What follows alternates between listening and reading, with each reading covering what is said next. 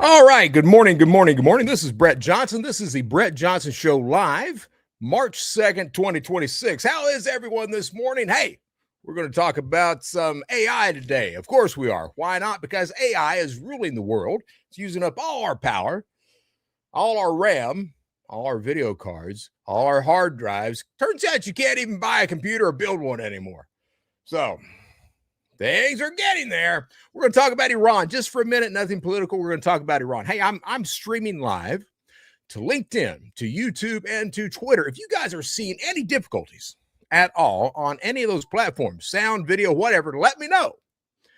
Not that I can do a whole hell of a lot about it, but I'll try. Good morning, America. I'm Brett Johnson. I'm in a good mood. Yeah, I'm in a good mood. I'm cycling through all this stuff, right? And I got to tell you, it's good to be alive. It's good to be alive. And I've been going through the shit. We know that. I've talked about it. Tears have been shed. Tears have been shed. And I'm not saying they won't be shed again. They might be. But right now I'm a happy camper. I'm a happy camper. I'm a happy camper. Not just because I'm talking to someone. I mean, I am. That's what they say in high school, right? Or, when you're an early bloomer as an adult. I'm talking to someone. Well, I am. And I'm happy about that. Turns out God is good. God is great. God gives me chocolate cake. Speaking of which, a couple things I wanted to read today. We've got, of course, war popped out. I said on Friday's broadcast that we hadn't blown each other up yet, so it was a good day. Well, it turns out that we're blowing each other up now. Iran. So President Trump launched several attacks. It's ongoing. It's a war. War has started with Iran. I guess Israel and Iran and the United States. Bam, bam, bam, bam, bam, we're going at it. Ahmadinejad has been killed. Khomeini has been killed. I listened to Pete Hegseth this morning. Evidently 4 Americans have died. I imagine more probably will. As such, I wanted to read something that I think is fairly important. These are the lyrics from Creedence Clearwater Revival's Fortunate Son. And I may cut out the chorus, or I may not. We'll just see. Some folks are born, made to wave the flag. Ooh, they're red, white, and blue. And when the band plays Hail to the Chief, oh, they point the cannon at you, Lord. It ain't me. It ain't me. I ain't no senator's son. It ain't me. It ain't me. I ain't no fortunate one. No. Some folks are born, silver spoon in hand. Lord, don't they help themselves, Lord. But when the tax man come to the door, Lord, the house looking like a rummage sale, yeah. It ain't me. It ain't me. It ain't no millionaire's. I ain't no millionaire's son. No, no. It ain't me. It ain't me. I ain't no fortunate one. No. Yeah. Some folks inherit star-spangled eyes. Ooh, they send you down to war, Lord. And when you ask them, how much should we give? Ooh, the only answer, more, more, more, more. It ain't me. It ain't me. I ain't no military son, Lord. It ain't me. It ain't me. I ain't no fortunate one. It ain't me. It ain't me. I ain't no fortunate one. No, no, no. It ain't me. It ain't me. I ain't no fortunate son. No, no, no. It ain't me. It ain't me.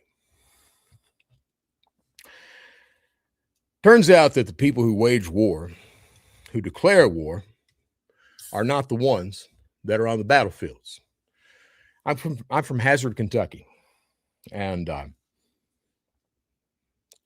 the military, and maybe things have changed since I was a young man, but the military has historically been that avenue that rich people don't go toward, that the powerful don't decide to enter into, that the fortunate, the ones that are born into prosperity and chances of success, do not enter into. It's a lot of people who they don't know what else to do. That's the best hope they've got, and they make good careers out of it. And they make outstanding soldiers and outstanding human beings. But it occurs to me that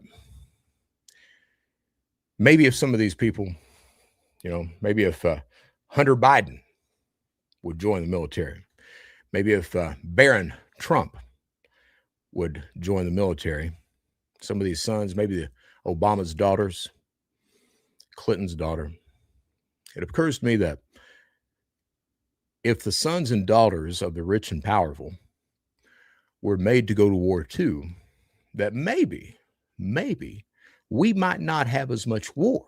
And maybe people might try to, make peaceful amends. And I'm not saying that you were ever going to make peace with Iran. I'm not saying that. I'm not. And, MBS over in Saudi, he was evidently pushing for Iran to be attacked. I mean, Iran has been a disruption in the Middle East for a long time. But a lot of the time, we are way too, I say we, the rich and powerful are way too anxious to put the lives of the poor and unpowerful at stake in order to make ends, do whatever they want them to do. I'm Brett Johnson. This is the Brett Johnson Show. I am not a political guy, and I am an equal opportunity hater. I watch Fox News. I watch CNN every morning so I can start my day off angry at everyone. And I'm not angry. I'm not angry. I'm a positive guy. I'm positive that, hey, we need some rich and powerful on the battlefield too.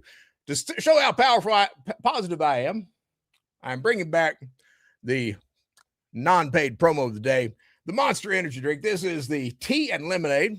Let's see here. Oh, I popped the top. If you listen closely, the sound sounds like it knows that it sucks as far as taste goes. Let's see how bad it is, because it's been a couple of days. Oh, yeah. Yeah. That's about as bad as it gets. So we got the Magic Fruits official. What up, Godfather? I'll tell you what up.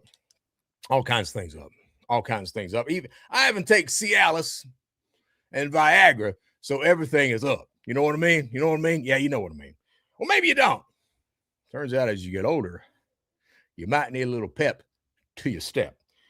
Something else I wanted to say, Jesse Lucas, man, this kid over on LinkedIn, he continues. I mean, that kid's banging away. He's banging away, and I love the shit out of him. I really do. Excuse my language. One other thing I wanted to read, because we're going to talk about some kids stuff today, about how these platforms are victimizing kids, using them to profit, and they don't give a damn about the damage that's being done to children. They care more about profit than they do human beings. And the Simpsons very prolific, and they're very good about predicting the future. There was an episode years back about corporations taking over school systems and all this other stuff, and it had corporations, they were advertising to kids, buy this, buy this, buy this, and that's what it's all about. They don't care about kids; they care about the dollar. This is what I wanted to read to you today. This is my favorite Bible verse. When I was a child, this is 1 Corinthians 13:11, King James Version.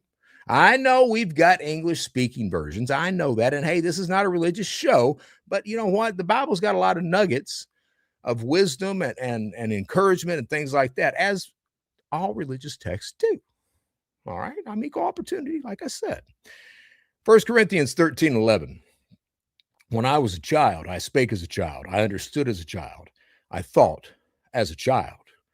But when I became a man, I put away childish things. Yeah. The reason I wanted to mention that is, we live in a society today, like when I was a kid, we didn't have any money, but when I was a kid, the children in the neighborhood, you'd get up early in the morning. If it was Saturday, you'd get up and you'd watch your Saturday morning cartoons, Grape Ape, Hong Kong Phooey, Scooby-Doo, Scrappy-Doo. You'd watch that. And maybe Tarzan would come on or something like that. You'd have your chocolate milk and you'd watch your cartoons and everything. And then you'd head your ass outside. By that point in time, it's 10:30, 11 o'clock in the morning. You'd head outside and you would not come back home until dark, because as a kid, you got stuff to do.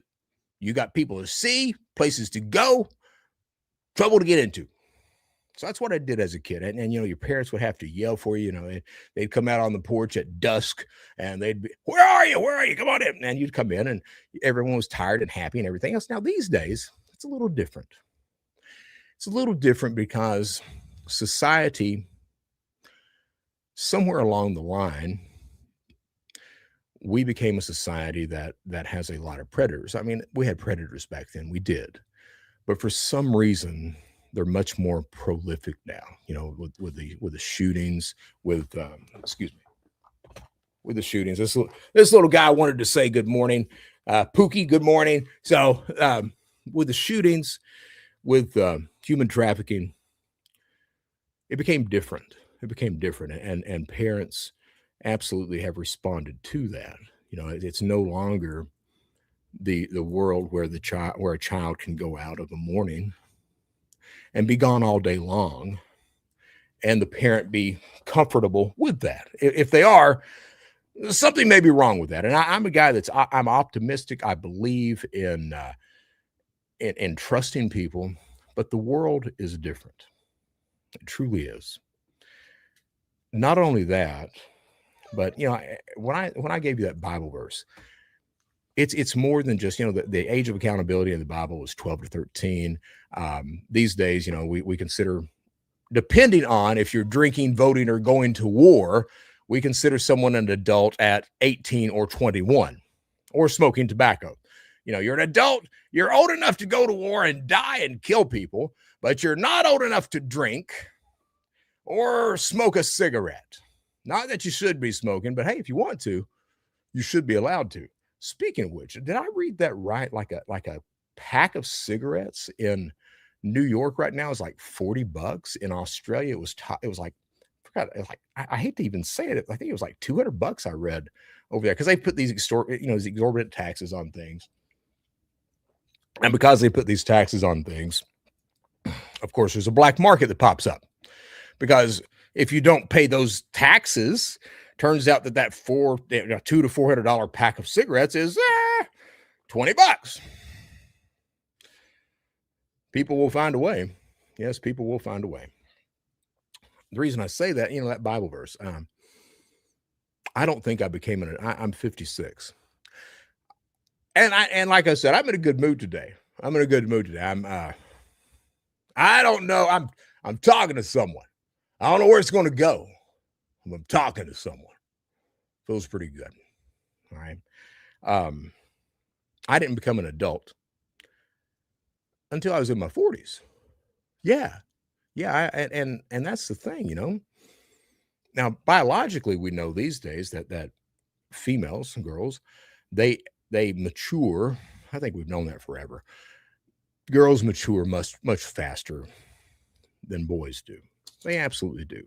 I honestly believe that's why in a lot of marriages that you'll see the husband is older than the wife, because that wife doesn't want a child.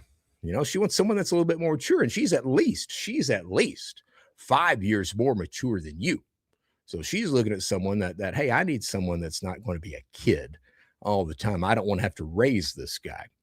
And let's be honest, we've got a society now that, I'm from Eastern Kentucky, Hazard, Kentucky, and I was taught, we didn't have any money, but I was raised under the idea that it is a man's responsibility. And I don't mean to sound misogynistic. I'm just telling you how I was raised. I was raised that it's a man's responsibility to provide for the family. It's a man's responsibility to be that, and when I say leader, I don't mean that, this kind of commander, dictator crap like that, but just to try to be that light there, that, everything is stable. I'm going to make sure everything is stable in our home. That gets skewed sometimes by many men. Many men like to call it, this is my house. This is my money. I tell the house what to, these are my children. That's not a relationship. It's not. A relationship is understanding that, hey, It's our house, it's our children, it's our money. And a lot of the time, men skew that. Maybe they've got, that little people complex. Maybe they are very insecure. Maybe they have control problems. And I'm going to tell anybody out there, if you're in a relationship where that man is saying that, you might want to reevaluate things, because it should be as equals. If the wife is making more money and she's providing for the house and everything, it's the husband's duty. I said duty. It's the husband's duty to, make sure he's doing something. But these days we've got a lot of males out there. I don't know what happened to men in the United States. I don't know what happened. A lot of males are playing Xbox. And I tell you, I've got an Xbox. I've got a PlayStation 5. I've got, I don't know, 400 games on Steam. I don't know. I mean, I've got all these games. You know how often I play games? I might pick up a controller once every 2 months because I'm busy doing stuff. These days, a lot of males, they sit on their asses. They sit on their ass. They don't try to provide for the house. They don't try to be a quote unquote, a man. They don't do anything. It's like they want it done for them. I was raised that it's the man's responsibility to provide for the family.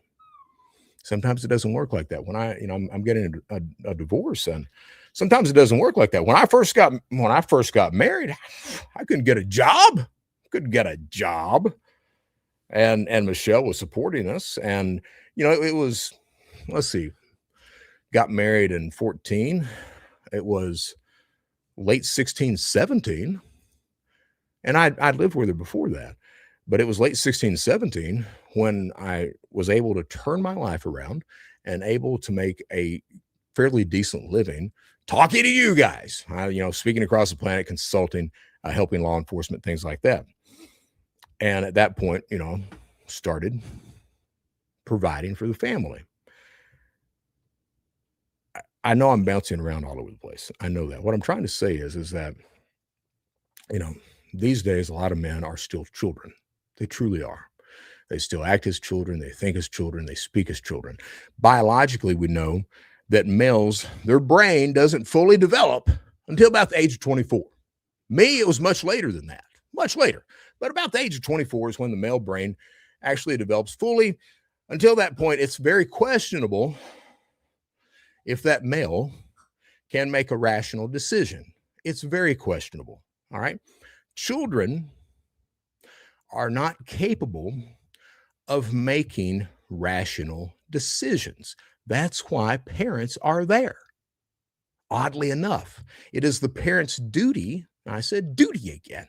It is the parent's duty to make sure that that child is protected, that child is safe, that child is prospering as a human being, and that child is going along the right path until that child is capable of making rational decisions for themselves. Now, we put arbitrary numbers on that today of 18 and 21.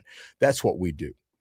If you commit a crime, a felony, in most states at 18, they're going to charge you as an adult. That's an arbitrary number. Some states it's 21. I think California has actually changed that to where it may be 24 now. I'm not sure. But that is California.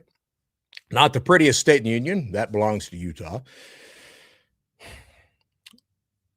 The reason I'm talking about kids right now, Jesse Lucas, that he committed some crime. I'm somewhat connected to his arrest in that I had consulted with the FBI and advised them on Telegram fraudsters. And through that advising, they were able to they identified hundreds of people that were committing crime, but they only arrested about 300. Okay. Why did they arrest just 300 instead of 3,000, which they could have done? Well, it turns out that we logistically do not have the capability to prosecute all of those people. We've only got so many federal districts across the United States. If you arrest 300 people just in one district and all 300 people decide, hey, pick 12. I want to take it to trial. Yeah, I'm cowboying up. Logistically, they can't do that. They don't have the means, the infrastructure to take all 300 through trial. That's one of the reasons that the feds, when you get your butt in trouble and you've got that felony there, that's why the feds have they want you to plea out. And so they'll offer you a pretty sweet deal. Hey, like me, for example, hey, Brett, you plead guilty, we'll give you, maximum of 75 months. If you don't plead guilty and you pick 12, well, you're looking at 10, 15 years. What do you want to do? Well, you've done it. They've got the evidence because, hey, they've told you and they've shown you they've got the evidence. That the feds, if you take it to trial, their conviction rate is like 95%. So what are you going to do? You're going to plead guilty, which is what I did. Then I escaped because, hey, a prisoner of war, it is your duty. And I thought I was absolutely a prisoner of war. It is your duty as a soldier in that war to try to escape at all times. So I did. And I got caught. Of course I did. And I got more time. Of course I did. And then I, got out and finally chose to turn my life around. And it's a good damn thing I did. I'm a very happy person that I did. I'm not a religious show, but God is great. God is great. All right. So my name is Brett Johnson, and the reason I'm talking about kids, Jesse Lucas Day, Discord posted a thing on, LinkedIn about how great Discord is. And I'll grant you, Discord is phenomenal. I like Telegram better, but Discord is phenomenal. They are both outstanding apps. They serve different purposes and functions. But Jesse commented, hey, what are you guys going to do about all the underage casino gambling and all this other stuff and the way that you guys are helping, not protect kids and facilitating crime and all this other stuff? Like I said, I like this kid a lot. I helped get him arrested. The kid reached out to me on LinkedIn. And when he reached out to me, it's funny. It's really funny. When he reached out to me, he had some cognitive dissonance. He didn't know why, it was happening to him. It wasn't that serious, the normal stuff that criminals like I used to be, the normal stuff that you say when you get caught. I wasn't hurting anybody. It wasn't that big, and I continued to talk to him, because he kept reaching out to me. I continued to talk to him, and over time, I started to see this kid grow as a human being, and accept what was going on, and I got to where I really liked the kid. And then I went through my stuff, and he posted. I made a post about it or a show about it or whatever, and he responded. He's like, keep your chin up. It'll pass. It'll be all right. Keep your chin up. And then he made the comment, a wise man once told me that. And I smiled because I don't know if I was a wise man, but I was the guy that's like, hey, man, keep your chin up. It's going to be all right. It's going to be all right. Just keep going. It'll be all right. When we raise our children, I was very fortunate several years ago. I was going through counseling. And I told the counselor, I was like, hey, man, I don't know how to raise a kid. I ain't got no idea. I had two stepsons. They turned out to be extraordinary human beings. And I said, I don't know how to raise a kid. I ain't got no idea about that. And he looked at me, he's like, Brett, nobody knows how to raise a kid. Nobody. We're going to make mistakes. He said, but as long as whatever you're doing with that child is in love, you're not going to go too far wrong. You're going to be all right. That's what I would say. As long as you're doing it out of love, you're going to be all right. We raise kids today, and I read a thing about Peter Thiel and some of these billionaires out there that have created these social media platforms or like Discord and things like that. And these people who created them, who have made billions of dollars off of us people on the street, the poor and the unpowerful, they don't let their kids access social media, or they don't let their children have a cell phone or a tablet because they don't want their children to experience the same thing that our children experience. They don't want their children corrupted or dumber or whatever that is, that toxicity of the platforms and social media. They don't want their children to experience that, the hatred, the vileness, the language, the content. They protect their children from that. A lot of the time, I said we do raise children out of love. And I'm sorry we're talking about this today, but I want to talk about this. Not sure how many people are out there listening, but hey, it helps me to talk about it. It helps me understand where I'm coming from. It helps me to be a better human being at the end of the day. Too many times, parents today, because we've got an economy, like right now, 1 in 7 home buyers are pulling out of buying homes because the economy is not good. Parents today, both of them have to work in order to buy a home. They're worried about putting food on the table. They're worried about, how are you going to make the rent? How are you going to make the mortgage payment? My car, is it going to last? I've got a used car. I don't know if it's going to last. It needs tires on it. They're worried about stuff like that. And meanwhile, they've got children in the house. And those children are, they're crying, they're screaming, they're wanting attention. They're wanting someone to interact with them.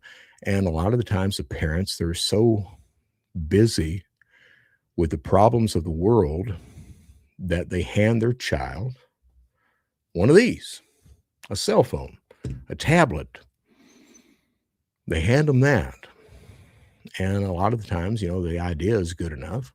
I want to make sure that my child, go ahead. I want to be educated in tech and get used to these things, but it's also a tool that makes that child be quiet.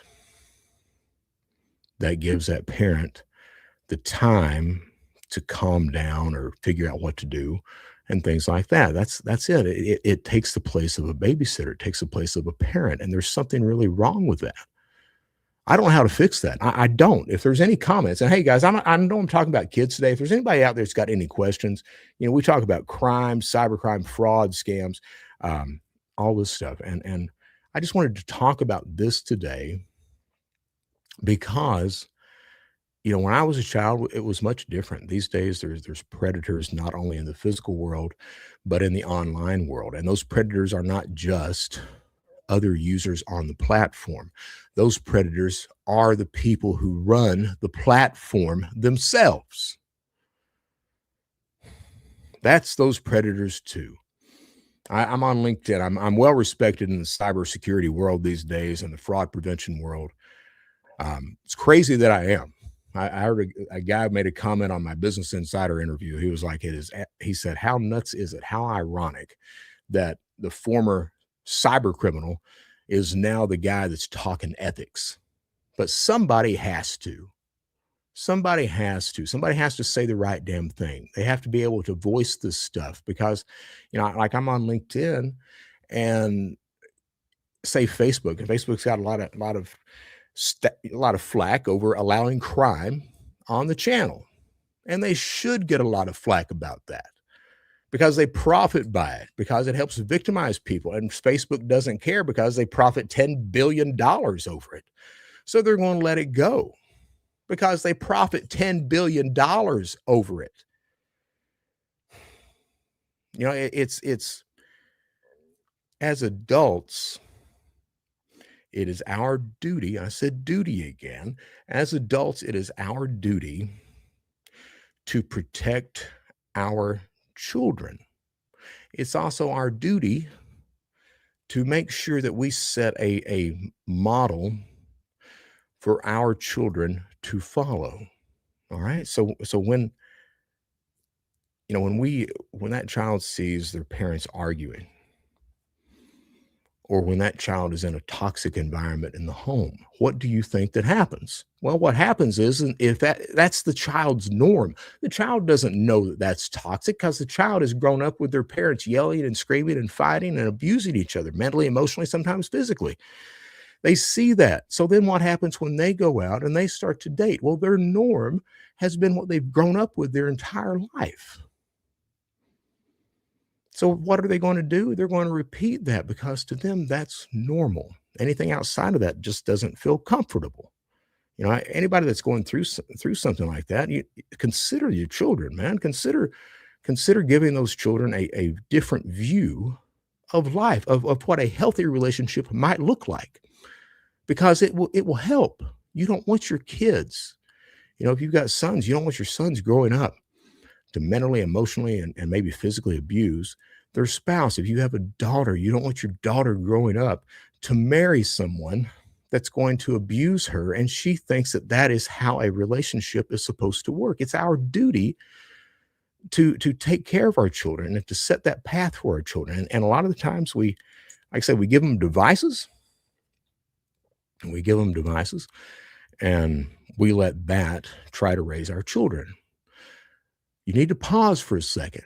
You need to think about everything you as an adult see on Facebook, on Twitter, Instagram, Snapchat.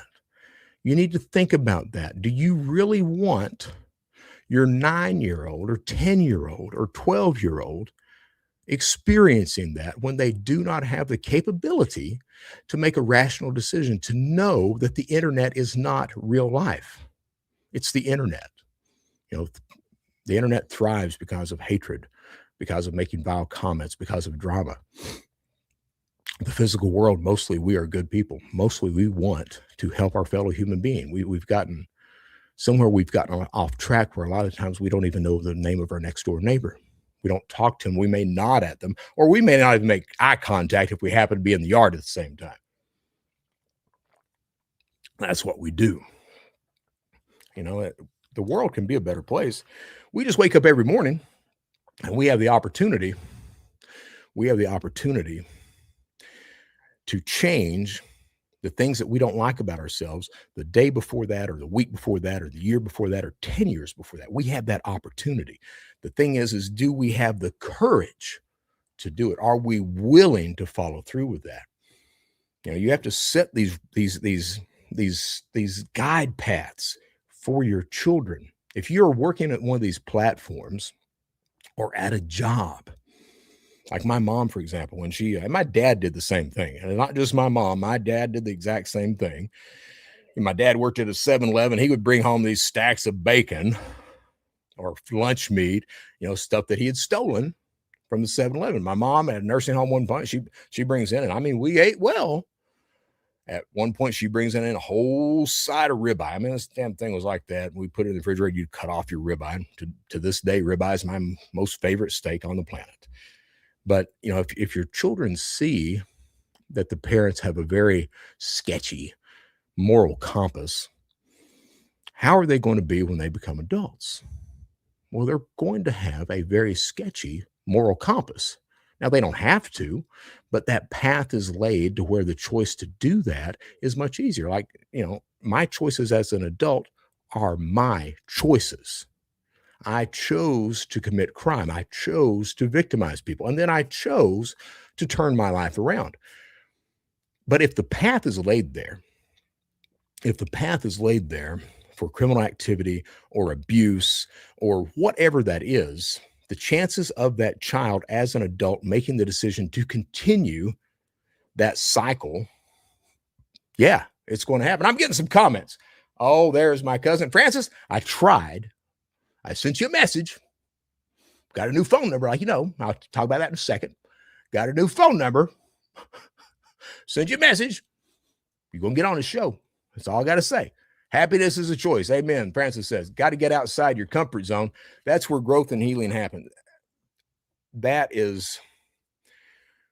fully believe this. And you got to understand this. The only way that you grow as a human being is through hardship. Do you think, and I'll use both examples. Do you think Hunter Biden grows as a human being? No.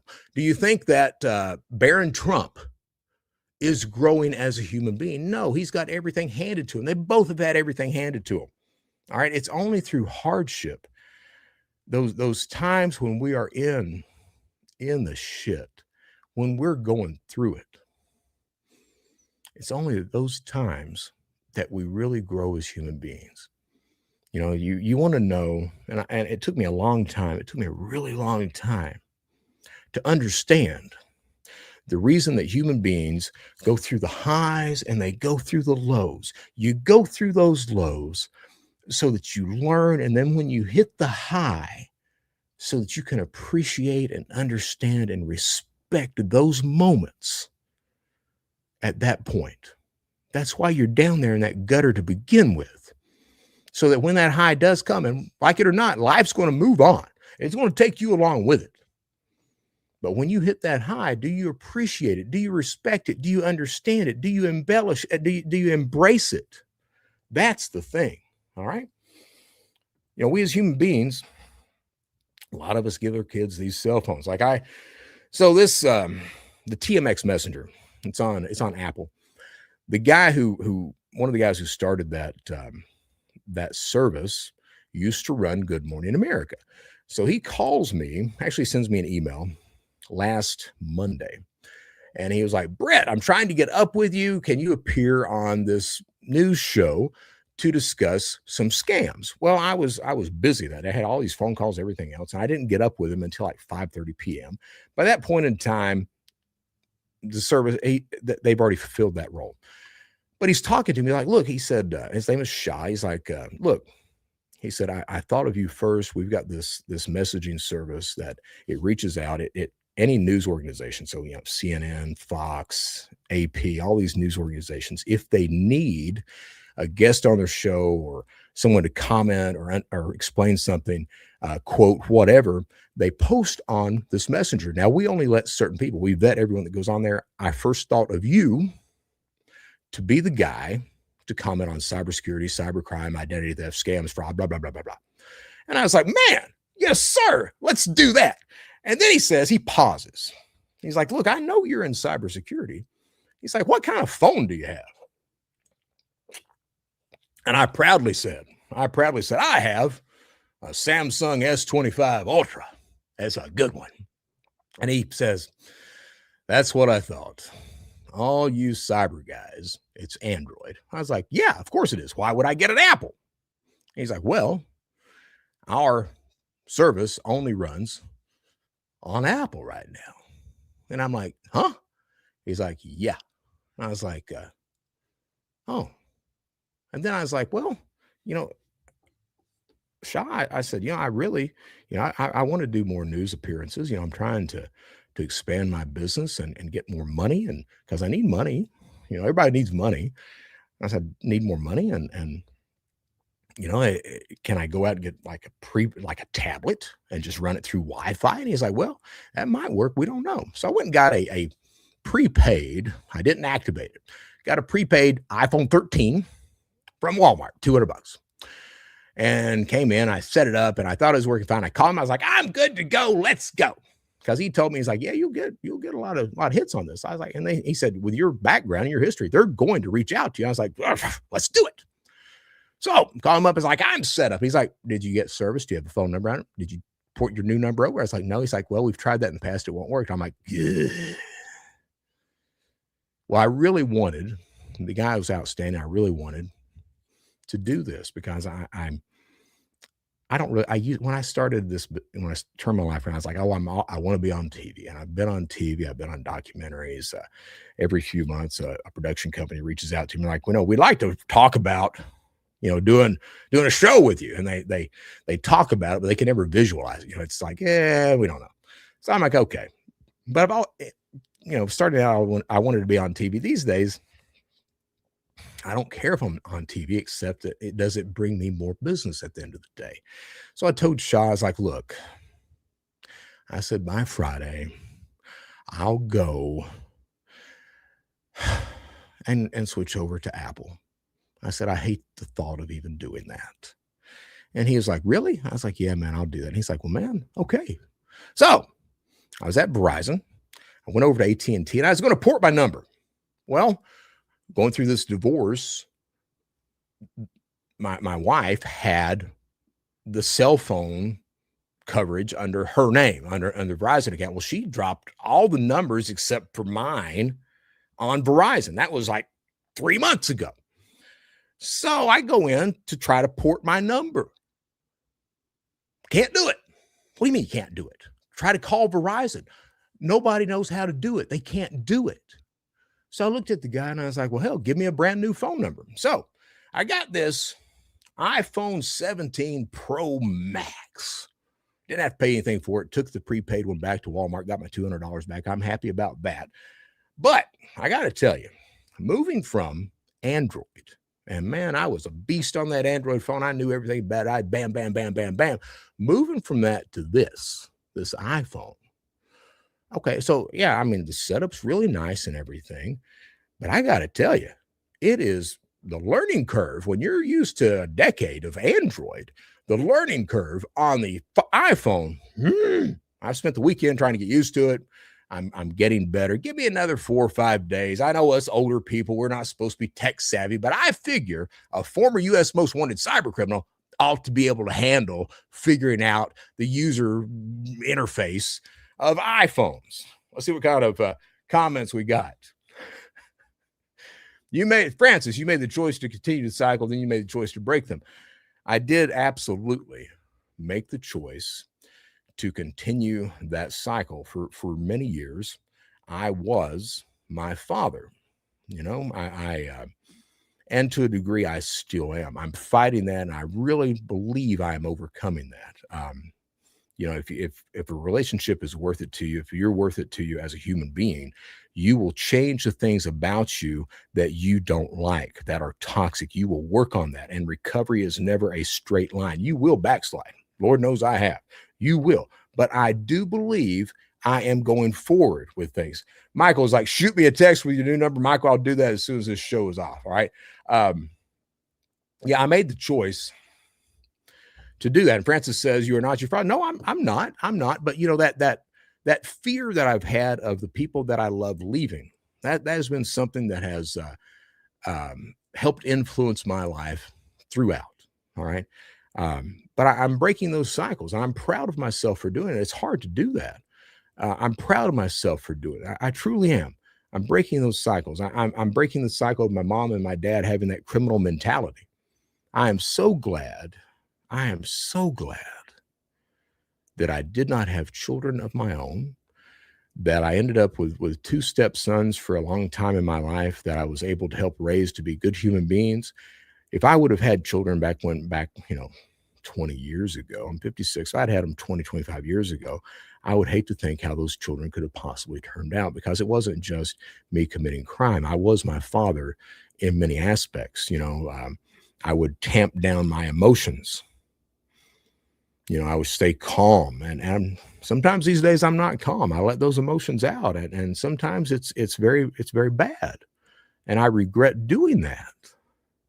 But I'd rather get it out than not, and hopefully the person that I'm with will understand that. And sometimes it's hard for me to explain that, but I'm overcoming those demons of the past. I truly believe that, and I'm proud of myself for doing that. It's a hard thing to do.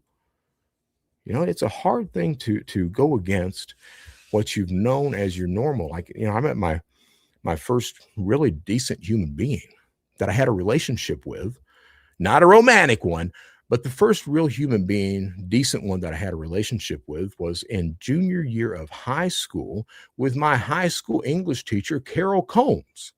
That's the first decent human being that I had a relationship with. Up until the age of 16, 17, my relationships were all with toxic individuals. They were all screwed up at some point. Now, we are all screwed up at some level. We are. But she was the first decent human being that I had the opportunity to have a relationship with. And she absolutely helped guide me later on. Now I went on to commit crime and everything else, and I was not a good human being. But, what she did has helped result in who I am today. I fully believe that we are a culmination of everything that we've done, everything we've had done to us, and everyone that we've met, and those interactions with people throughout our lives. We are the culmination of that. And then we have a choice on how that turns out. if we have the courage to follow through with that choice and the willpower to follow through with it, to see it through to the end. That's what we have. All right. Your father chose to continue cycles. This is Francis. You're a cycle breaker, my favorite kind of person. Well, I appreciate that. I don't know if I'm my favorite type of person. Sometimes I am. Sometimes I am. You know, I got my New York Yankees hat on. I'm taking this nasty ass Monster energy drink. What I was saying, you know, with these platforms and children, it's our duty, and I said duty again.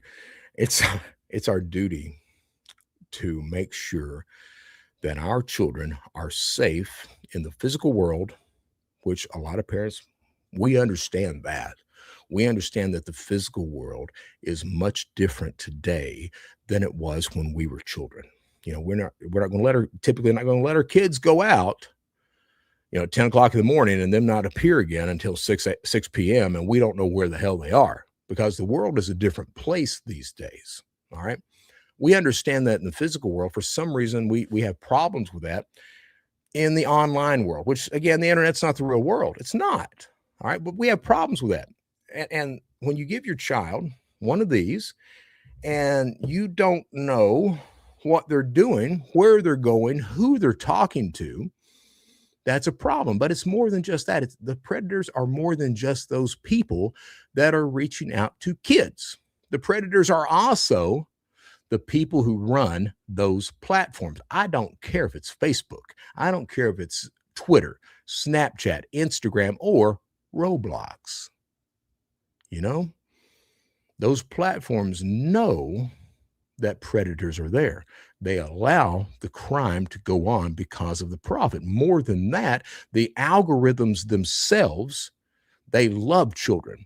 The people who run those platforms love children because they get them in that environment as a child. They addict them to that environment. These platforms, they hire psychologists to come in and do studies about how can we make sure our retention rates skyrocket. We want people not to go to other platforms.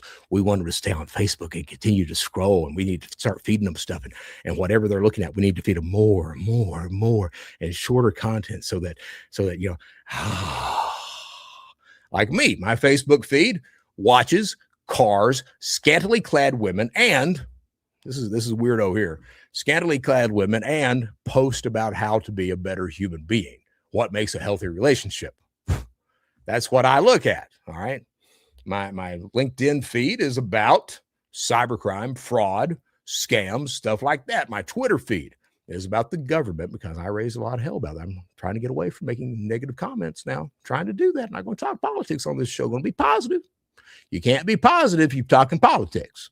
All right. Because the whole political structure is aimed at making us common people on the street fight against each other. So I'm not going to talk politics. I'm not going to talk about being a better human being, better parents, better people overall, while protecting yourself against criminals and scams and fraud and cybercrime. All right. So what I'm saying is those algorithms, you need to understand as parents, those platforms, they work hard to addict your child to that environment that runs and thrives on toxicity, on drama, on hatred, on bigotry, on being vile to each other. And the problem is that a lot of the time, and it's not just children, a lot of the time, the people who are on those platforms, who are arguing on Twitter, they think that that's the real world and that's how things should operate in the physical world. And that's not the case, but that will bleed over. That type of attitude, that mentality, that dislike of your fellow human being, that bleeds over. That is not real life. But it's your responsibility as a parent to make sure that your child isn't experiencing that. You know, if I had children these days, they would not have, if they had a cell phone or a tablet, I would make sure that I knew every place they were going. Like Australia, I would not allow that child access to social media whatsoever. You know, you can use it to learn. You can use it as an entertainment device, as long as I know what you're looking at. You can use it as an entertainment device so many hours a day, because I don't want you growing up where you're looking at a screen 7 to 9 hours a day, which is what most adults do these days. The last time I looked at the study, it was an average of 6 hours, and that was years ago. that an adult spent on their cell phone. I'm looking forward to the day. Hopefully, I'm able to make enough money and in my 60s to be able to set this down and pick up a book and not have to worry about the internet anymore or social media or branding or anything else like that. I got off a plane a few weeks ago. I was coming home from Florida. I gave a presentation to an AI group down there, and I was coming home. And as I was walking off the plane, I looked over in a seat, and a lady had a flip phone, and she was using it. And I looked at that, and I was like, man, if smartphones had never been invented, the flip phone was an outstanding device. You could text without looking at the screen. You knew what you were sending out immediately. It would be nice to get back to where phones were used as phones to talk to other people instead of engaging with social media for 6 hours a day. It's your job as a parent to parent. You don't. And certainly when I was a child, some parents would parent by placing the television in front of their kids. That's not the way to do things. It's if you've got children, interact with your kids, be there for them. Even during those hard years when they're teenagers and they hate you and they're silent and just still your job to interact with that child because they're children. They're not capable of making rational decisions. So you have to in their place until they're able to be so. And let me add this to you too. This is something that was said to me by that same counselor. Counselor looks at me and he was like, so you being born, is that a blessing? I was like, yeah, it is. He's like, yeah. He's like, now, is it your duty, said duty again. He said, is it your duty to take care of your parents once they get old? Is it your job to do that? And I thought for a second, I was like, no, it's not. He's like, right. He said, if you choose to do it, it's a blessing to them. He said, but no, it's not your job to do it. You don't have to do it. You can make the choice to do it, but you don't have to. It's all about choices. I know I talk about choices a lot, but it's all about choices. And we need to choose to be better human beings, to talk to our fellow human being, our neighbor, know who they are, understand our neighborhood, raise our children as good human beings. Don't expect, for God's sakes, do not expect this to raise your child as a good human being, because that will not happen. My name is Brett Johnson. This is Brett Johnson's show. We are going to close things out here very, very soon. It's going on 9 a.m. So I am thinking, I got this Chat GPT. I told Michael Semister the other day, I was like, hey, I read Matt Schumer's article on it, 100 million views, AI helped write it. And I decided, since I've never used Claude or Chat GPT, that I'd do that. Now, it turns out that Claude now that the Pentagon decided they were going to label Claude, a threat to national security, which means that no United States service person, anybody that's in the military, they can't have iPhones now. Yeah, I don't think that Hegseth and Trump thought that through, but they can't have iPhones because Apple Intelligence uses Claude, Anthropic. Well, it also turns out that since that happened, that Claude now is the #1 AI app in the United States. Everybody heard about it. They're like, I got to have Claude. If it's helping the military, do all this other stuff, and it's that good, it's good. If it's good enough for them and it's a threat to national security, that's something that I need. Well, I was under that same opinion when I read Matt Schumer's article. And so I've compared the two. For what I do, Chat GPT was supposed to be it. Looked up the pricing, $200 a month. I ain't doing that. I ain't got it. If I did have it, I wouldn't do that. There's a reason that piracy exists today. All right. That's because fees are too high. I'm not going to pay a chatbot $200 a month. I ain't going to do that. So I looked around, found a guy on Reddit, $5 a month. He's got enterprise access and he sells slides. I'm like, okay, we'll do that. I don't know if that's illegal or not. Don't really care right now. All right. So been using Chat GPT.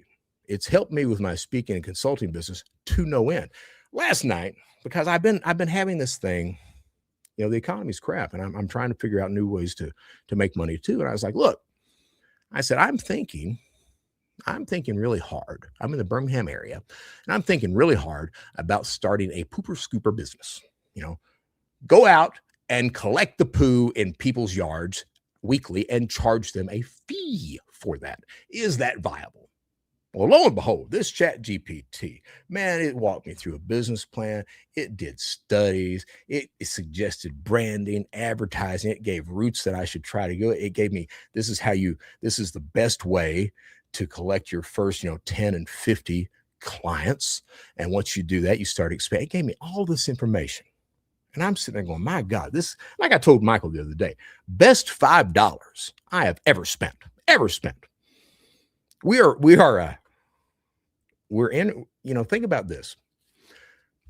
The people who are having children today, those children will grow up in a world that has always had AI. They will not go to Google and do a keyword search. They'll simply ask an AI agent a question. All right. The idea of learning code anymore. Claude is extraordinary right now with writing code. So being a coder is not going to help you anymore. A lot of the jobs that we see right now, customer service, a lot of the white collar jobs, for example, those jobs are not going to be around. There's ton, like Jack Dorsey over at Square. He laid off thousands of people the other day and was proud of it. His company's profitable, but he was proud of it because he said AI has got to the point, we don't need these people. We don't need these human beings. So we're going to fire them and let them figure out how they're going to put food on the table, raise their kid, pay their rent, and put gas in the car. Iran today, oil prices $79 a barrel today. It's going to hit $100. You can bet your ass on that. It's going to hit $100 a barrel. I drive an Acura MDX Type S, outstanding vehicle, except that it loves every gas station that it drives by because it only averages 15 miles to the gallon for a V6. Be aware of that. Anybody who ever thinks about buying an Acura, if you're doing that, be aware that they like gas. I like the car. I don't think I will ever buy another Acura unless they're able to do hybrids or something like that, because it's absolutely, as good as the vehicle is, it's absolutely not worth it at the end of the day. And I've got that nice tiger eye pearl. It's kind of a honey mustard color, and it's got specks of glitter in it. And when the sun hits it and it's clean, it's like, oh man, that's a pretty vehicle. That's pretty. Yeah, it's pretty. It's pretty at the gas station too, and the payments are not pretty at all. We're coming into a world where our children are never going to be without AI.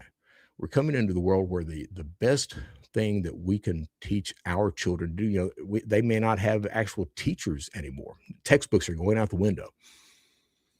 The best thing we can teach our children is how to be a human being and how to learn, how to discern, how to understand what's good and what's not, and how to do the right damn thing every single day. That's the world that our children today needs to be educated on, and what needs to be done. I'm Brett Johnson. It's Brett Johnson Show. Let's check our comments today. And again, any questions, you guys? Michael, he drives he was talking to me about his Tundra, and I want the Tundra because that back window rolls down. I love the idea of that. I don't know if any other truck does it. I owned a Ford F-150. I loved that. I did. And most people thought, Brett, you bought a truck? We always thought we'd see you in a sedan. We didn't think you were a truck guy. And I was like, man, I love this truck. Then I totaled it. I've not owned a truck since that point. But I like the Tundra. I put big tires on it, get that back window rolled down, sunroof open, windows down. I like the idea of that. I do. All right, 16 miles a gallon. That doesn't, I don't know about that, especially with oil prices skyrocketing.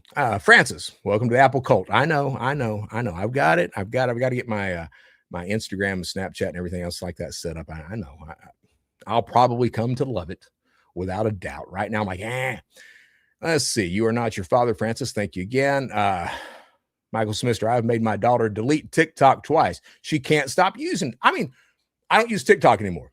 I went back on it the other day, posted some videos. I'm going to start posting videos on there. But when TikTok came out, man, I was all about the talk. I didn't care if the Chinese was getting all my information at all. I was like, man, this is outstanding. Ding, ding, ding. And the algorithm, what did it feed me? It fed me cars because I started looking at these nice cars, and it fed me scantily clad women because I'm a man. I'm a man. And you see one picture of that, and if you pause on it for just a second, like, man, I didn't know they made that. I didn't know they made that model looking like that. When you do that, that algorithm recognizes it, and it feeds you more of that you didn't know that looks like that. And you're like, mama, that's what you do. So that's what my feed looked like. I'm not proud of that. I'm not. I don't really have a problem with that either, but I did get away from using TikTok, and I'm proud that I did. You know, I was in prison when Facebook came into being. You know, before I went in, it was MySpace. Didn't use that. I saw no purpose for that at all. When I got out, you know, Facebook was the platform, and I didn't understand it. I didn't understand this whole social media thing, so I didn't use Facebook for years. Even today, I'm kind of questionable on how you're properly supposed to use Facebook. The first platform I used was LinkedIn. I understood that. It's got a purpose. It's business. You know, you can get out there and you can share information and you can network and you can connect with people and build your network and make money. I understood that. And then it was Twitter because, I can get on here and I can bitch about things and I can read news and stuff like that. And I signed on to Twitter because Egypt was going through those riots, and the news on the television at that point said that most of the breaking stuff was happening on Twitter. So that's why I signed up to Twitter. Then I found out, well, Twitter is really just about people complaining. All right. And I kept on with that, and I fed into that too. Francis sounds just like my Facebook feed. I see. Michael Smister. Okay, here is Mr. Sisu on a 26 Tacoma V6, averages 18 to 19 miles per gallon. I tell you what, those Tacomas are absolute tanks. You know, I hope that Toyota figures out their new motors. I know that the V6s that are in the Tundras and in the Lexuses, I know they've had some turbo problems. They've had engine replacements, everything else. You know, Chevy used to make that Tahoe that would go 300,000 miles. They've got lifter problems. I don't know if they fixed their issues or not. It's hard to find a vehicle these days that's really reliable. You know, if you're going to buy one, it needs to be Honda or it needs to be Toyota. You know, it's questionable on anything else. So yeah. Michael Smister, read the agreement. It's wild. I have no doubt about that whatsoever. Had a chance to check out Ben Jordan's video on flock cameras. Cajun, I didn't. I promise you on everything that's holy and not to me that I will read that today, and we will talk about flock cameras tomorrow and Ben Jordan's article on that. My name is Brett Johnson. This is the Brett Johnson Show. If you guys like this show, please like it on the format that you're seeing it on or the platform that you're seeing it on. Please make comments. I read the comments every day at the end of the show. It helps guide me to the next show. If you've got any questions, please ask them in the comments. I do read the comments. I will answer those questions, even if I have to. Even I have to look up what you're talking about, because sometimes I don't. Sometimes someone asks me a question, I'm like, I don't know what those initials even stand for. So I'll Google them real quick. Sometimes I'll do it during the show and act like I know what I'm talking about. All right. But if I don't know the answer, I'll tell you. Okay. This is a listener driven show. If you want to come on the show and you ask questions, I believe in having guests. I want Frances to come on the show because she's an outstanding human being. And I think that she can help a lot of people be better human beings too. If you have questions, comments, concerns, do that. All right. Make the comment. If you want to come on the show and discuss a scam, do that. I was on ChatGPT and I was asking it about this show, and it says, hey, what you need to do, 8:00 slot, good, but understand for the West Coast, bad. So continue with the 8 o'clock show, and during the week, have one show in addition that's done, 10, 11 o'clock Central Time, so that the West Coast can benefit from the live show as well. And I'm like, hey, that's an outstanding idea. We're going to start doing that. I'm not sure if that's this week or not, but we're going to start doing that. It also recommended that at the top of the show that I don't start talking and rambling like I do right now, but that I immediately come out and give a scam tip of the day. and how to protect yourself. I think that's a really good idea, and it will help, you know, build the show into what it is supposed to be. All right. I want this show to be about being better human beings and protecting yourselves from the type of criminal that I used to be. Um, that's something that's really important to me, that people we treat each other as we want to be treated, and we love our neighbors like ourselves. There was a man many years ago that said that, and when they said that, they nailed him to a tree because he was right. He was right. You know, he died, but those words lived on. And you can kill a person, but you can't kill an idea. All right. We have the capability to be better human beings. We just have to make the choice to do it. Anything you guys want to talk about, again, please. I'm closing out the show, and I'm going to look at these last comments. Looks like that's it for the comments right now. I'm hoping all these comments are coming in from the different platforms. I will have to check into that as well. My name is Brett Johnson. This is the Brett Johnson Show. It is 12 minutes after 9 on March the 2nd. Happy March to everyone. On March the 2nd, the servicemen that are out there, service persons, people that are out there, stay safe. Stay safe. We all cannot be fortunate sons. And it is a shame that the world operates as such. My name is Brett Johnson. Until tomorrow, at the end of the day, just do the right damn thing. Take care and goodbye.